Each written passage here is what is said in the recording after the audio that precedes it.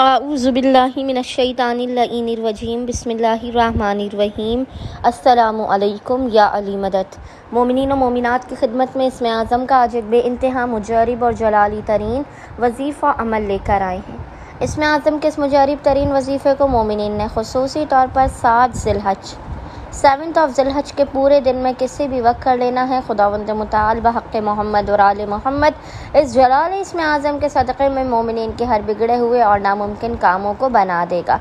आपकी ज़िंदगी से बलाओं, मुसीबतों, आफ़ात, नागहानी, परेशानियों, दुखों और बीमारियों का खात्मा कर देगा। आपके हर बंद दरवाजे को खोल देगा। रिज़्क़े हलाल व कसीर आपको अता करेगा और आपकी हर मुश्किल को आपकी ज़िंदगी से टाल देगा।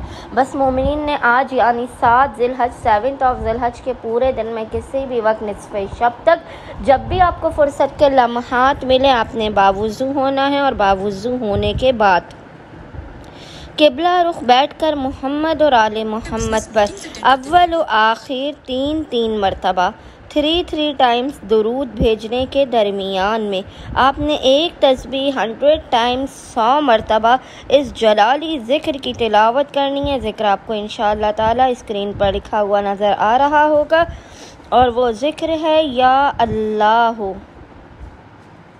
या खालिक़ल मखलूक़ीन, या अल्लाह या खालिक़ल मखलूक़ीन।